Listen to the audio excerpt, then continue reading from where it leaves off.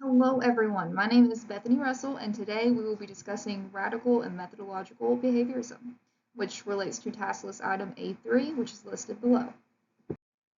So what is radical behaviorism?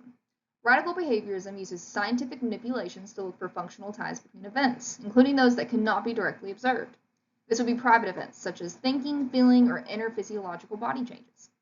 An example of this would be a 2-year-old client has engaged in a tantrum for 20 minutes after denial of access to a preferred item, but the reaction did not begin until 1 minute later and after a transition. Additionally, the child randomly yelled ouchie, which was a new behavior. The technician contacted their BCBA, who checked her temperature, which read 103.2. Once she got physical affection and comforting after that, she stopped crying, and she did not engage in similar behaviors after recovering and coming back. So this example relates to radical behaviorism since the technician considered the client's physical and inner state.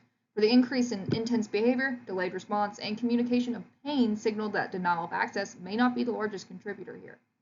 If this information were instead ignored, the client likely would have tantrumed herself to sleep. And additionally, the technician would believe that the cause of the behavior was denial of access, when profound fatigue and throat pain were major contributors, especially at her age. But a non-example of this would be a child engaged in aggression and yelling when denied access to toys when recess was over. The child later told her teacher that she was sorry, that she was sad about her cat dying. And although this death has potential to impact how she feels or acts, the antecedent of the behavior, denial of access, played a clear role in impacting her behavior, and her inner mental state is not the only motivator. Now on to methodological behaviorism.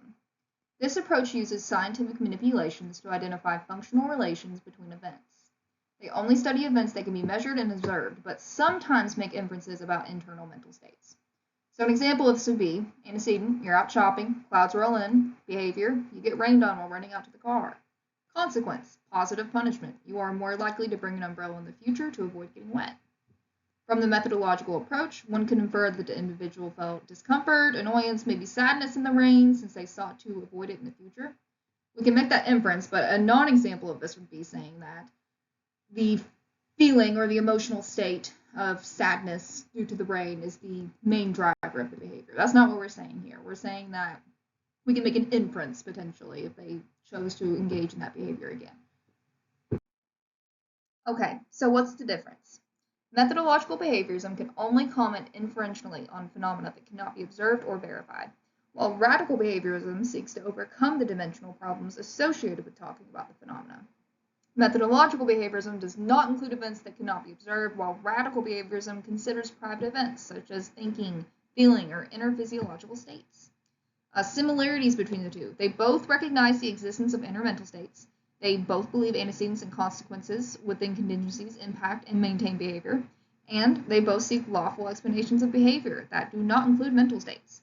Although radical behaviorism does consider mental states, they are not a sole driver behind the behavior. This page includes the references I used during this presentation. Thank you all for watching, and I hope you have left with a better understanding of these approaches. They can be a little difficult to differentiate between. Thank you all.